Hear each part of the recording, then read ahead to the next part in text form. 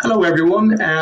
Normally, I'd be saying, thankfully, January's over with, but I'm sure you're like myself. We're feeling that we're just living through a Groundhog Day. Every day just seems the same.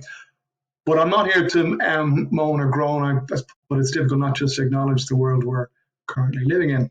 So, what has happened in the property and mortgage market in January? Well, obviously, the sale of houses has dropped for obvious reasons, difficulty viewing houses.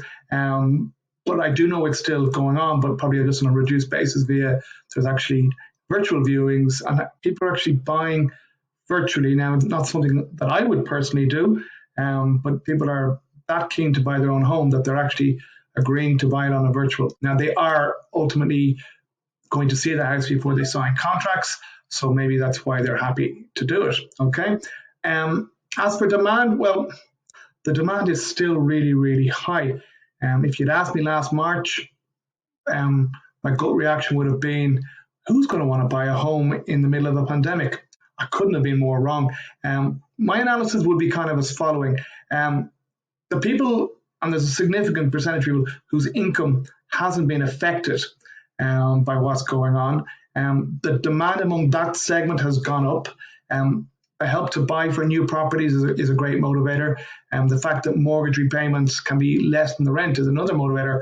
But also, and this is my amateur analysis really, life isn't getting in the way. There's no holidays to plan for. There's no less traveling to and from work, and then in the middle of all this, what a great distraction.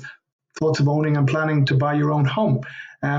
One piece of information that I do need to highlight again to everyone is it's how important to know if your company is availing of the EWSS scheme or the TWSS scheme. This replaced the old COVID scheme, but it doesn't appear on your payslip. So I've had to disappoint a number of people who didn't know that their company was in receipt of this.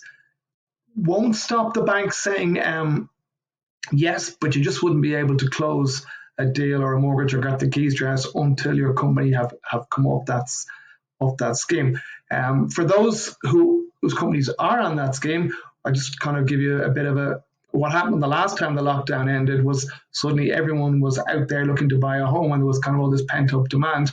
So again, I would be suggesting that if you feel you're ready or nearly ready, getting your paperwork together and getting a formal approval in place before you actually go looking is absolutely essential. People won't take a bid or may not even let you look at a property unless you have that in place. So what about the service from the banks? Well, it's got a little bit better. Still not where I'd like it to be. It's still taking about 2 weeks to get formal approval. The exceptions, as I previously advised, are more difficult than last year.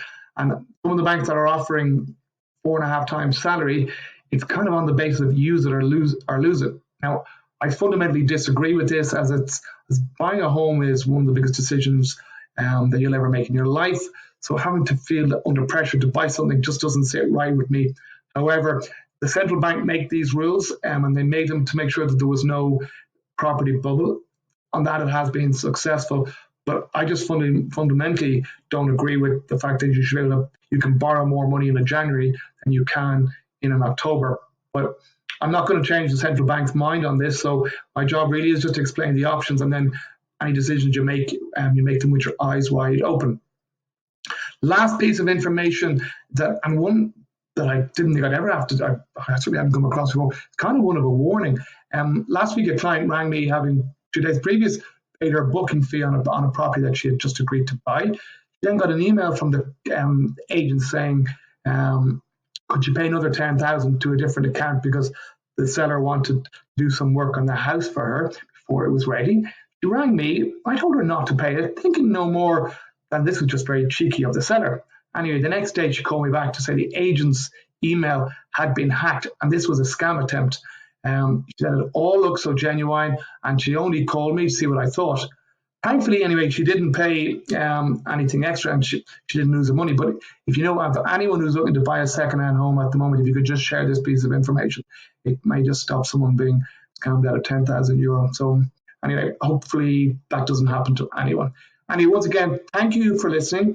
Hopefully the start of next month, we'll all be in a better place and looking forward to better days ahead.